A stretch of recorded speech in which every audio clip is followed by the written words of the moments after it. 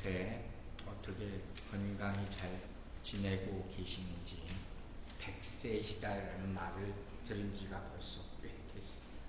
100세 시대. 사람마다 다 느낌이 틀린 것 같아요. 이제 100세가 넘은 분들을 제가 요새 좀 보니까 참. 근데 문제는 항상 얘기하는 거죠. 100세를 넘어서까지 사는 게 중요한 게 아니라 어떻게 사느냐. 어떻게 사느냐. 여러분 준비하고 계십니다. 지금 그 시간을 우리가 지나고 있는 거예요. 이제 60은 아무것도 아니에요. 나이 60은 요새 환갑잔치 하는 사람들 봤습니까? 안 하잖아요. 중요한 건 목표를 세워야 된다. 여러분 목표를 세우시기 바랍니다. 나이가 많아도 목표가 있는 사람과 없는 사람이 다르다. 목표를 세우기 위해서 필요한 것들이 있어요. 자, 우리가 너무 잘 아는 예를 하나 들어볼게요. 올림픽에 4년마다 출전하는 사람들. 이 사람들은 완전히 뚜렷한 목표를 하나 가지고 있죠. 그게 뭐죠? 메달 따는 거예요. 금메달 따기 위해서 사실 4년 동안 그렇게 노력하는 거예요. 그러니까 그들의 생각과 그들의 말과 그들의 행동과 이것이 다 금메달이라는 목표를 향하여 다 맞춰져 있는 것이죠. 그리고 그 목표만 맞춰져 있으면 안 돼요. 그 목표를 이루기 위해서 뭐가 필요해요? 그것을 이루는데 방해되는 모든 것들을 포기해야 합니다. 운동선수의 모습을 그걸 너무 티피컬하게 잘 볼 수 있어요. 그 사람들이 운동만을 열심히 하기 위해서 뭘 합니까? 절제라는 걸 하잖아요. 술, 담배를 할 수가 없겠죠. 만남이라는 걸 자제하겠죠. 다 그런 절제와 포기 속에서 자기 목표를 이룰 수가 있는 것이죠. 기꺼이 포기하는 것. 그리고 성경에서는 이것을 뭐라고 부르냐? 디보션. 헌신이라. 헌신. 즉 헌신의 의미는 뭐냐면 자신을 한 가지 목표에 완전히 쏟아 붓는 것. 디보트하는 것이. 그리고 플러스 뭐예요? 그 목표에 방해되는 모든 것을 기꺼이 기부업하는 것. 이럴 수 있는 여러분과 저가 되길 주의 이름으로 축원합니다. 우리 아이들한테 한번 물어봤어요. 이제 참 오늘 내가 아침에 또 한참 웃었는데 이진이한테 너의 목표는 뭐냐? What is your goal? 돈을 많이 벌어서 맛있는 걸 많이 사 먹는 거예요. 아직도 애가 애구나. 우리 아들을 보면서 제가 한 가지 감사한 거. 얘가 디보션을 하고 있는. 하나님께 디보션 하는 건 내가 알고 있고 또 하나. 지난 여름부터 얘가 게임하는 걸 어느 순간부터 딱 스탑을 하더라고요. 급하긴 급한가 보구나. 그래서 이제 학교 진학에 포커스를 맞추는 것 같아요. 하나님께서 도와주실 줄로 믿습니다. 여러분 성경을 보면 헌신에 대한 말은 참 많이 나와요. 그럼 제가 하나 물어볼게요. 성경에 나오는 헌신의 사람을 대라면 여러분 누굴 될 거예요? 많죠? 헌신의 사람. 다 헌신의 사람, 하나님의 자녀들이 헌신의 사람을 할 수 있는데 제 머리에 가장 먼저 떠오르는 사람이 누구였냐면 바로 세례 요한이었어요. 자, 마태복음 3장 3절 말씀 보겠습니다. 광야에 외치는 자의 소리가 있어 이르되 너희는 주의 길을 준비하라. 그가 오실 길을 곧게 하라 하였느니라. 이 사람 뭐하러 이 땅에 온 사람이에요? 세례 요한. 오로지 예수 그리스도를 위하여 길을 준비하는 일에만 모든 정력을 다 바친다. 그걸 어떻게 하느냐? 그 주님이 오시고 나서 죽었어요. 이런 사람이 있어요, 여러분. 저는 정말 감동받지 않을 수가 없죠. 아마 이 사람 명함이 있다면 거기 이렇게 적혀 있을 거예요. 주의 길을 준비하는 사람. 자, 그렇다면 이 세례 요한에 빗대어서 우리의 명함이 있다면 뭐라고 적어야 될까요? 다시 오실 예수 그리스도를 준비하는 사람. 이 명함이 자랑스러운 명함이 되길 주의 이름으로 축원합니다. 문제는 이러한 헌신을 하고 싶죠. 근데 이게 잘 안 된다는 거예요. 처음에는 다 다짐을 하는데 계속 가기도 쉽지 않다는 거예요. 이 헌신을 방해하는 수많은 일들이 있어요. 우리가 가장 먼저 떠오르는 게 불순종이라는 단어죠. 또 우리 욕망도 있고 게으름도 있고. 그런데 오늘은 정말 우리 삶 가운데 많이 나타나는 이 하나님께 교회에 온전히 헌신하길 바라는 이것을 막는 현실적인 요소 딱 두 가지만 얘기하고 어떻게 극복할 것인가를 결론을 맺으려고. 먼저 우리의 전대적인 헌신을 방해하는 요소는 뭐냐? 우리의 혀를 잘못 사용하는 것. 이걸 우리가 잊고 살 때가 많아요. 자, 잠언 보겠습니다. 18장 21절. 죽고 사는 것이 혀의 힘에 달렸나니 혀를 쓰기 좋아하는 자는 혀의 열매를 먹으리라. 아멘. 혀에 대한 말씀이 성경에 굉장히 많이 나오고 잠언에 특별히 많이 나옵니다. 모든 관계는 말로써 맺어질 수도 있고 부서질 수도 있는 거예요. 권면하기는 덕스러운 말로 서로를 섬기는 성도들 되기를 주의 이름으로 축원합니다. 그런데 문제는 뭐라고요? 성경이 이 혀에 대해서 정확하게 진단을 하고 우리에게 얘기해 줍니다. 야고보서 3장 보세요. 1절과 2절 이렇게 나와 있어요. 혀는 어떻게 됐어요? 능히 길들일 사람이 없나니. 이 말로 끝입니다. 쉬지 않는 악이요 죽이는 독이 가득한 것이라. 이것으로 우리가 주 아버지를 찬송하고 또 이것으로 하나님의 형상대로 지음을 받은 사람을 저주하나니. 한 입으로 두 말 한다는 게 딱 이 말이죠. 그 결정적으로 뭐라고 했어요? 혀는 길들일 수 없어. 내가 못한다는 게 누구도 안 된다는 거예요. 그래서 이것이 우리의 전적인 100%의 헌신을 방해하게 만든다는 것이 못하게 만드는 거예요. 이 진짜 사실이에요. 저도 그렇고 누구도 다 마찬가지예요. 그래서 오늘은 먼저 혀를 통제하는 거예요. 이걸 먼저 우리가 나누려고 하는 거예요. 자, 어떻게 할 수 있냐? 첫 번째, 실질적이만 짧게 할 거예요. 다른 사람한테 내가 화가 나 있어. 그럴 때 어떻게 해야 돼요? 그러면 어떻게 할 거예요? 가장 좋은 방법은 여기 더 잘하실 거예요. 저보다 더 오래 사셨으니까. 침묵하는 거. 말하지 않는 게 가장 좋은 방법. 이 말은 우리가 보통 이렇게 해요. 팔짱 끼고 있잖아요. 팔짱 끼고 있으면 뭐예요? 나 화났다. 이 표시거든요. 그러니까 이 팔짱 끼고 있는 거 교회에서 제일 하지 말라는 그런 포즈 가운데 하나는 거예요. 아니면 눈을 서로 안 보려고. 그것도 아주 안 좋은 거죠. 나 너 싫어하는 그런 모습이란 말이에요. 그런 분들은 오늘 이 말씀을 꼭 보시기 바랍니다. 야고보서 1장 19절. 이번 주 암송 구절 다시 올려주세요. 함께 읽겠습니다. 시작. 내 사랑하는 형제들아 너희가 알지. 사람마다 듣기는 속히 하고 말하기는 더디하며 성내기도 더디하라. 아멘. 꼭 실천할 수 있게 되기를 바랍니다. 근데 아까도 얘기했지만 뭐라고 했죠? 거꾸로. 우리가 듣기는 잘 안 들려고. 말하는 거. 화내는 거. 그 앞에서 이렇게 되는 거예요. 이게 우리의 모습이라. 이게 헌신을 방해하는 가장 근본적인 요소가 될 수 있어요. 요새는 우리가 이제 그런 거 잘 안 하지만 젊은 사람들 트위터 이런 거 많이 하잖아요. 거기에 온갖 생각들을 다 올려. 누가 무슨 말 하면요, 당장 거기서 막 공격을 해요. 그래서 옛날에 젊은 사람들한테 그런 얘기를 한 적이 있어요. 그래, 당신의 감정을 표현하는 것까지는 괜찮아. 근데 그걸 샌드를 누르지 마라. 보내지는 마라. 하루만 기다려봐라. 그러면 인생이 바뀌어질 수가 있다. 아시겠죠? 그래도 안 되면 성경은 모든 대답이 다 있어요. 시편 보세요. 39편 1절. 내가 말하기를 나의 행위를 조심하여 내 혀로 범죄하지 아니하리니 악인이 내 앞에 있을 때 어떻게 해요? 내가 내 입에 재갈을 먹이리라 하였도다. 문제는 왜 우리 충동적인 게 이걸 어떻게 제어가 안 된단 말이에요. 그러니까 물고 있으라는 거예요. 이거 얼마나 해악적인 말씀입니까? 이거 여러분 어떻게 해결할지 자기 나름대로의 방법을 가지고 있어야 되는데 저도 될 수 있으면 말을 안 하려고 해요. 제가 전도사 때 섬기던 서거에 있던 그 교회에 목사님이 하신 그 행동이 하나 있어요. 내가 잊지 않는 것이 뭐냐면 이분이 토요일날 새벽 기도만 끝나면 뭘 하냐면 교회 마당에서 호수를 가지고 물을 뿌려요. 처음엔 난 정말 의아해서 아주 물 아깝게 저걸 물을 다 뿌리고 있어. 1시간을 해, 1시간. 그래서 정말 물을 낭비하고 있나. 그러면서 아무 말도 안 해.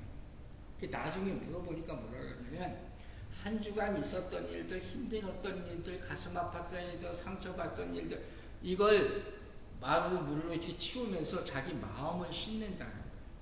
이해가 가죠. 그 말을 듣고 그때 전도사 때는 전 다 몰랐거든요. 저렇게까지 목사가 힘든 거가 지금 이해가 가. 마음을 다 씻는다는 거예요. 여러분, 우리에게 이게 필요해요. 우리가 힘들 때 우리의 마음을 씻는 방법을 여러분 찾게 되기를 주의 이름으로 축원합니다.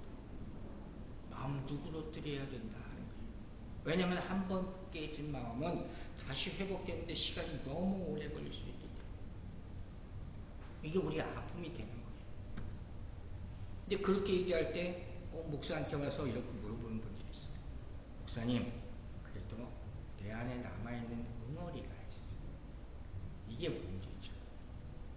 그놈의 응어리. 이게 남아있어서 이거 풀어야 된다. 어떻게든 풀어야 된다. 여러분 어떻게 푸세요? 안타깝게도 대부분의 분들이 어떻게 풀어요? 전화기 들어서 풀잖아요. 아무리가 이렇게 하는데 어떻게 됐는데 이거 얘기하는 거예요. 이 사람이 이렇고 저렇고 이렇고 저렇고. 그런데 여러분, 아무리 그래도 그 응어리가 없어지지 않아요. 아무리 그걸 험담을 해도 그 응어리가 사라지지 않아요. 여러분, 제가 공면합니다.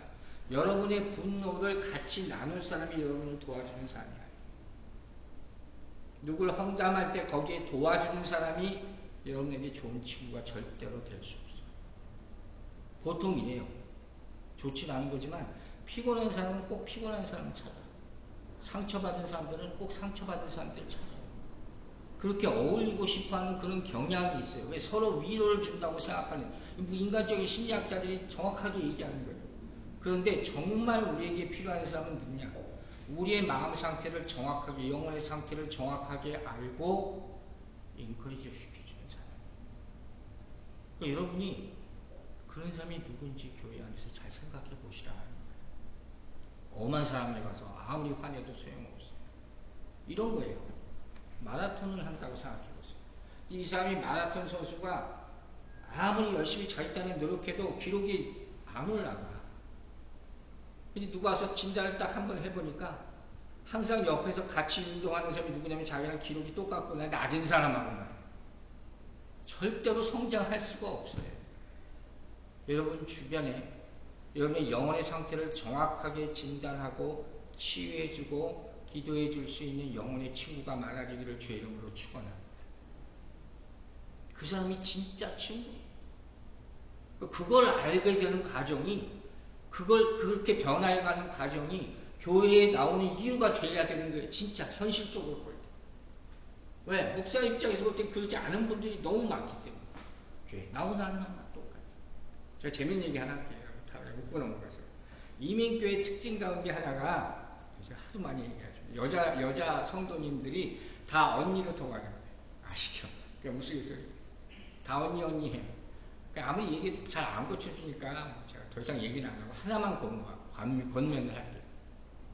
여러분의 언니들이 다 믿음의 언니, 신앙의 언니들이 되기를 주의 이름으로 축원합니다. 그러면 제가 인정해 줄게요. 그러면 뭐 언니가 아니라 오빠라고 해도 상관없어요.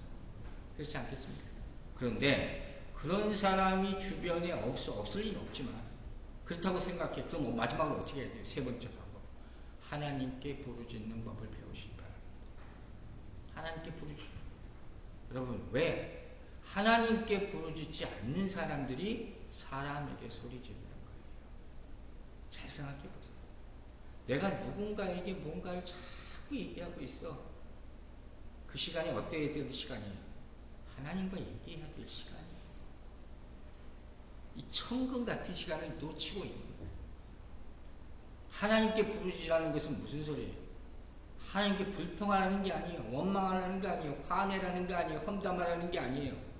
우리가 하나님께 부르짖는다는 것은 하나님, 내가 이 상황에서 어떻게 해야 될지 모르겠습니다. 알려주세요. 겸손하게 엎드리는. 결국 우리가 하나님께 부르짖어 나가면 어떻게 돼요? 항복하게 됨을 믿으시기 바랍니다. 이게 진짜 하나님께 나아가는 사람들의 자세가 돼야 되는 거예요. 제 경험을 감히 말할 때 기도 후에 가장 마음의 기쁨과 평안이 주어졌을 때, 안도감을 주어졌을 때, 그때가 언젠가 돌아보면 내가 뭘 달라고 구해서 받을 때가 아니었어요. 뭘 성취해서 하나님께 뭐 내가 하고 영광 돌립니다. 그것도 아니에요. 사실 그때뿐인 것 같아요. 은사를 불같은 성령을 받아서 그것도 지나가는 거예요. 근데 제 기억을 더듬어 보면 하나님 앞에 나와가지고 내가 펑펑 울고 기도했어요. 그리고 잠들고 그 아침 날 일어났을 때 그때가 제일 편했어요. 제일 기쁘고 제일 감사하고 하나님의 새로운 능력을 부어주심을 느꼈습니다. 여러분, 여러분의 혀를 어디 사용하십니까? 오로지 하나님께 영광 돌리는 데만 사용하시기를 주의 이름으로 축원합니다. 하나님을 찬양하는데 복음을 전하는 데만 사용하는 여러분의 혀가 되기를 주의 이름으로 축원합니다. 이것이 바로 우리의 헌신을 가능하게 하는 거예요. 혀를 조심하라. 또 한 가지, 삶 가운데 우리의 헌신을 방해하는 또 한 가지, 여러분 마음대로 많이 정할 수 있겠지만 또 하나 제가 얘기하고 싶은 건 뭐냐면 우리가 지칠 때 I'm so tired. 이거 누구나 또 겪는 겁니다. 사역을 하다 보면 교회를 할 때 제일 많이 듣는 얘기 중 하나가 목사님 너무 지쳤어. 목사들도 대부분 많이 지쳐있다고 얘기를 하죠. 저도 보면 휴가라는 걸 평생 딱 한 번밖에 안 가봤어요. 권투 선수 가운데 남자분들은 알 건데 여자분들은 모를 수도 있어요. 로베르토 두란이라는 사람이 있어요. 유명한 세계 챔피언을 몇 번이나 한 사람. 이 사람이 결국 이 사람도 나이가 들어가지고 이제 은퇴할 때가 돼서 결국 진단 말이에요. 게임이 져. 난리가 났었어요. 그때 권투 좋아하는 사람 다. 이 사람이 질 때 어떻게 졌냐면 막 싸우다가 막 맞아서 다운되고 그렇게 진 게 아니라 막 싸우다가 열심히 싸우다가 갑자기 이 사람이 싸우다 말고 상대한테 등을 돌렸어. 그리고 코너로 가. 그리고 뭐라고 했냐면 유명한 말을 해서 No master. 영어로 no more 하는 거야. 나 더 이상 못 사. 왜? 너무 많이 맞아서 더 이상 맞기가 싫다는 거야. 그 파나마 영이 사람이 그 나라가 완전히 난리가 났었어요. 여러분 우리 인생이 이럴 때가 있어요. 이렇게 지칠 때가 있어요. 너무 됐으나 나 이제 그만할래. 그때 내 헌신이 끝날 수가 있단 말이에요. 그리고 주저앉을 수가 있어요. 여러분 우리는 약합니다. 그죠? 다 연약한 존재예요. 그걸 인정해야 돼요. 그 말은 우리에게 쉼이 필요할 때가 있어요. 쉴 때는 쉬어야 돼요. 그 쉼도 하나님이 주시는 시간임을 믿으시기 바랍니다. 그래서 제가 병원에 문병 갈 때마다 신방 갈 때마다 항상 눈 뜨고 계시면 항상 하는 얘기가 그거예요. 하나님이 쉬라 그러는 거예요. 진짜 그래요. 이 말씀을 잘 새겨 들어야 돼요. 그런데 중요한 것이 있어요. 문제는 우리가 지쳐서 쓰러져서 나 쉬어야 되겠다 할 때 어디가 있는 거죠? 어디가 있는 거죠? 성경 뭐라고 얘기해요? 시편 23편 유명한 거죠. 2절에 이렇게 얘기해요. 그가 나를 푸른 불밭에 놓으시며 쉴만한 물가로 인도하시는도다. 아멘. 잊지 마세요. 내가 어디 가서 쉬고 있느냐? 왜? 때때로 우리가 엄한 곳에 놔두어 있기 때문이에요. 성경에 나오는 수많은 사람들이 이런 일을 당해요. 하나님이 인도하시는 곳에 있지 않고 엉뚱한 곳에 이렇게 가 있는 거예요. 여러분, 쉼이 필요할 때가 있어요. 그때 하나님의 사람과 함께 계시고 하나님과 교류하는 것을 중단하지 않게 되기를 주의 이름으로 축원합니다. 성경에서 이것을 인생에서 잠시 동안 실패한 사람이 있어요. 그게 누굴까요? 인생이 너무 지쳐 힘들었어. 피해야 돼. 그런데 이 결정적인 순간에 엄한 데 가서 있었던 사람이 있어요. 다윗이 그랬을까? 다윗에게 이런 순간이 있었어요. 한순간에 신념, 신앙, 하나님에 대한 헌신 이거 싹 다 잊어버리고 산 기간이 있었어요. 자, 그때가 언제냐? 여러분 다 아시겠죠? 다윗이 골리앗을 무찌릅니다. 그의 인기가 하늘을 찔러요. 그죠? 사울은 천천히 해. 다윗은 만만이다. 이때 나온 거예요. 그런데 아이러니하게도 어떻게 돼요?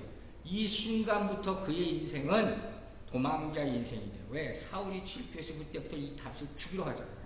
그때부터 도망다녀요. 10년 동안 사울을 피해 다녀요. 잠은 동굴에서 자고 풀밭에서 맨날 숨어서 겨우겨우 밥 얻어먹고 지칠 대로 지치는 상황에 이르게 되는 거예요. 정말로. 다윗 인생이에요. 다른 사람이 아니라. 이 사람이 어떻게 되는지 지금 또 그 과정을 보는 거예요. 자, 보세요. 사무엘상 27장. 사무엘상 27장 안 나옵니까? 1절. 사무엘상 27장 1절 보세요.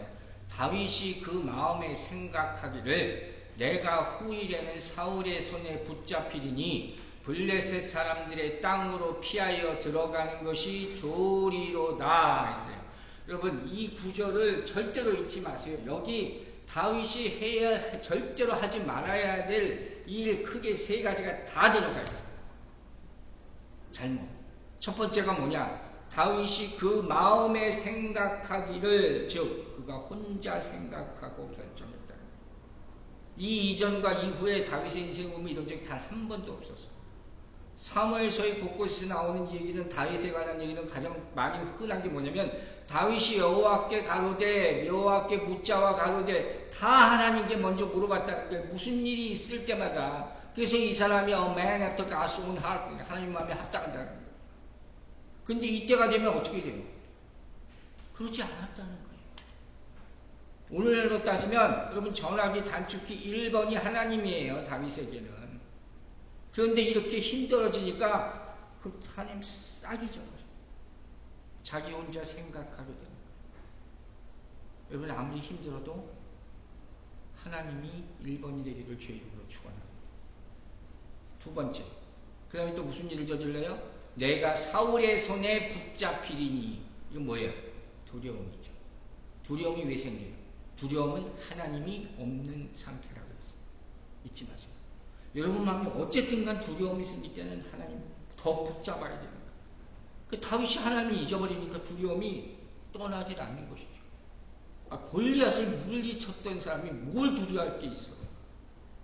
이 사람이 어떤 사람이에요? 하나님의 기름 부음 받고 이스라엘 왕이 되리라고 약속했던 그 약속을 가진 사람이에요. 근데 너무 지치니까 이제는 그 약속을 그만 잊고 말. 여러분 명심하세요. 아무리 지치고 힘들어도 하나님의 약속을 붙잡으면 절대 망하지 않을 줄로 믿으시기 바랍니다. 정말 우리에게 중요한 도움이 되는 거예요. 세 번째, 또 잘못하는 것. 마지막에 또 믿을 줄 알았죠? 이 사람이 어디 가요? 블레셋 사람들의 땅으로 도망갔어요. 여러분, 적진 한가운데로 도망치는 거 이 바보 같은 짓이었어요. 이걸 뭐라고 해요? escape from God이라는, escape to God. 하나님께 피하러 가는데 결정적인 순간에 하나님으로부터 도망치는 사람들이 있어요. 의외로 정말 많아요. 여러분이 지치고 쓰러질 때 하나님만 피난처가 되심을 잊지 마시기 바랍니다.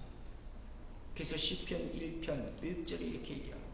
복 있는 사람은 악인의 길을 따르지 아니하며 죄인의 길에 서지 아니하며 오만한 자들의 자리에 앉지 아니하고.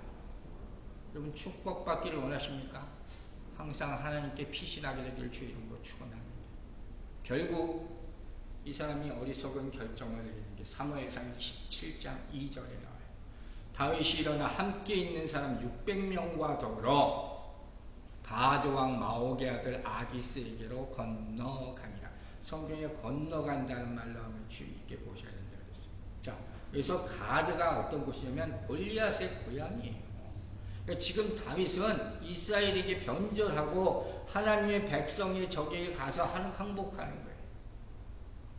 처음엔 잠깐 좋았을지 몰라요. 왜? 이제 사울이 나를 죽이지 못할 거 아닌가? 잠시 동안은 이런 생각을 가질 때가 우리에게 있잖아요. 당장 내가 급한 불을 꺼야지, 잠깐 내가 안전해야지 하는 게 많단 말이에요.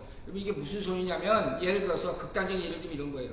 교회와 술집 사이에서 싸워요. 어디로 갈까 오늘은. 그러다가 결국 술에 항복하게 되면 어떻게 되는지 아세요? 잠깐은 기분이 좋아지죠. 그게 알코올의 능력이니까. 그죠? 교회 가봤자 또 장목사가 막 가슴을 콕콕 찌르는 소리나 하고, 그 그러다 이 마음 편해지는 게 좋다 이러고 마셔요. 그러나 결국 어떻게 돼요? 진짜 속이 아프게 되는 거잖아요. 이걸 알아야 되는 거예요. 잠언 14장이 정확하게 이 스토리를 얘기해줘요. 14장 12절 보세요.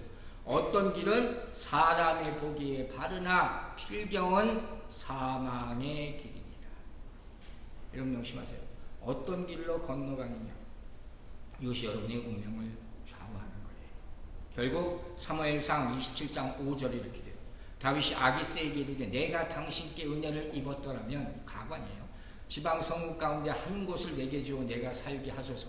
당신의 종이 어찌 당신과 함께 왕도에 살리이까 하니, 참담하다는 단어를 여기 쓰는 거예요.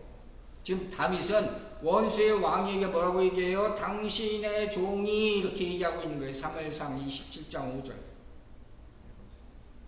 다윗이에요. 이스라엘의 자부심, 골리앗을 부딪혔던 이 사람이 적의 왕한테 내가 당신의 종입니다 하는 거에 살아보겠다고. 이게 뭐예요? 그의 정체성을 한순간에 하나님의 종에서 마귀의 종이 돼버리고 마는 얘기 순식간이에요. 여러분, 다윗에게 이런 일이 일어났잖아요. 여기서 좀 보라는 거예요. 과연 여러분은 누구의 종입니까? 하나님의 종임을 선포하시기를 주의 이름으로 축원합니다. 누구의 은혜를 받고 사는 겁니까? 오직 하나님의 은혜를 받고 사는 겁니다. 어디 살 겁니까? 하나님 나라에 살 겁니까? 마귀의 나라에 살 겁니까? 여러분 순식간에 결정할 수 있는 거예요. 근데 다윗이 이러한 삶을 무려 16개월 동안 지속했어요. 다윗이 지금 정말 부끄러운 기간이, 정말 거짓된 삶을 산 거예요. 근데 놀라운 것이 사무엘상을 보면 이 기간 동안 다윗이 하나님과 대화한 기록이 단 한 번도 안 나와요. 시편을 봐도요, 이 16개월 동안 쓴 시가 하나도 없어요. 완전히 단절된 거예요. 여러분, 우리도 이렇게 될 수 있어요. 누구도 이렇게 될 수가 있어요. 우리가 신체적으로, 정신적으로, 영적으로 지쳐 있을 때 하나님을 찾지 않을 수 있어요. 오늘 좀 쉬자. 충분히 이럴 수 있어요. 그리고 나도 모르게 다른 곳에 가요. 결국 헌신을 중단하게 되는 거예요. 우리가 코비드 때 그걸 경험했잖아요. 그 이후로 교회가 온전한 회복이 참 어려워요. 영적으로 다 어려움을 겪었기 때문에. 그러면 어떻게 해야 돼요? 이제 방법을 얘기하고 말죠. 방법은 간단해요. 다윗이 저지른 16개월 동안의 한 일과 반대로 하면 돼요. 심플하게 한 가지 뭡니까? 여러분이 힘들고 지칠 때마다 주님께 빨리 들어가게 되기를 주의 이름으로 축원합니다. 이게 마태복음 11장 28절 유명한 구절이에요. 함께 봅니다. 마태복음 11장 28절 함께 했습니다. 시작. 수고하고 무거운 짐진 자들아 다 내게 오라. 내가 너희를 쉬게 하리라. 이때 꼭 필요한 말씀이 바로 이 말씀이라는 거예요. 여러분이 지쳤어요? 어디로 가요? 주님께 빨리 나아가세요. 졸려요? 그 안에서 잠드세요. 여러분, 하나님의 약속을 붙잡고 사세요. 이거밖에 없어요. 저는 이제까지 아무리 어려운 일이 많아도 지탱해 줄 수 있는 한 가지만 제가 고백을 할게요. 대단한 게 아니에요. 저는 큐티를 넣은 적이 없어요. 정말 힘들 때마다 더 큐티에 집중했어요. 옛날도 지금도 앞으로도 그럴 거예요. 하나님 말씀밖에 나를 보여줄 건 없다는 걸 알기 때문에 하나님만이 우리의 헌신을 온전히 도우실 분이라는 것을 믿으시기 바랍니다. 그래서 이렇게 우리는 오늘 헌신한 무엇인가 결론을 내립니다. 짧게 세 가지를 얘기합니다. 첫 번째, 참된 헌신이라는 것은 뭐냐? 나 자신을 섬기는 것, 나 자신을 위하고 위로하는 것에서 다른 사람을 섬기는 대로 돌이키는 것입니다.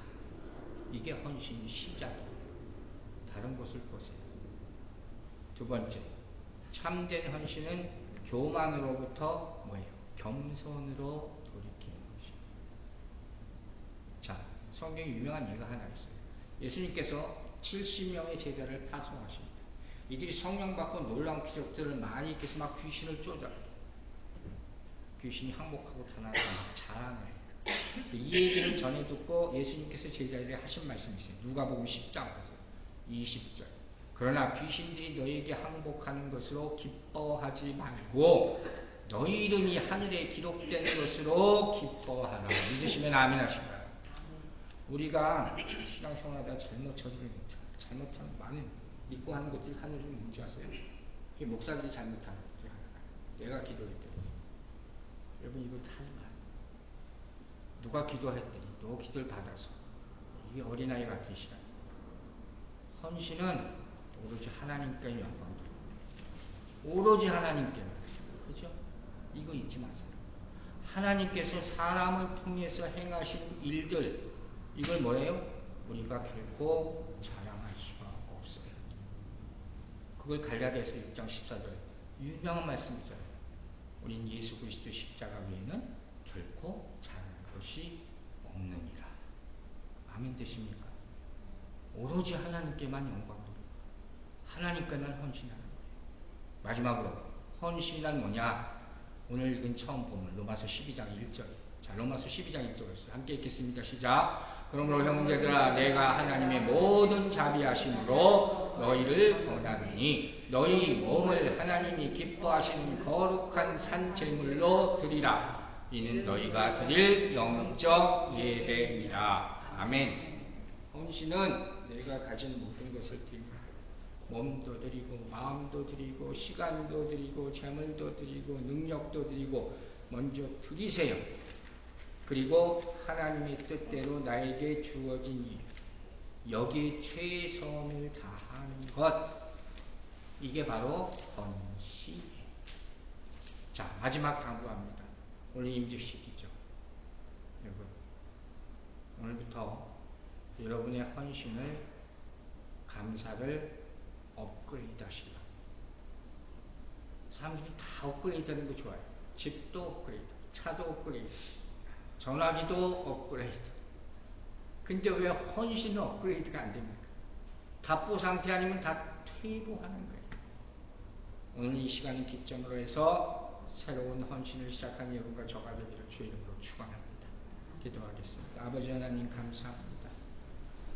우리의 부족함을 받아주시고 우리 이제까지 온전히 헌신하지 못했음을 회개할 우리에게 새로운 힘을 주시고 특별히 오늘 말씀대로 우리 혀를 성령님께서 제어하여 주시고 우리가 지치고 힘들 때 새 힘을 주시고 회복시켜 주실 예수 그리스도 그분만 의지하게 하여 주시옵소서. 우리가 이 길로 갈 때 죽도록 충성할 수 있다고 믿사오니 모든 것이 되시는 도움이 되시는 예수 그리스도 그분의 힘만 그분의 이름의 능력만 의지하고 살게 하여 주시옵소서. 예수 그리스도께서 십자가에서 완전한 헌신을 보였듯이 우리도 그 길을 따라가게 하여 주시옵소서. 능력 주심을 믿고 감사드리며 헌신의 모범이 되신 우리 구주 예수 그리스도 이름으로 기도했습니다. 아멘.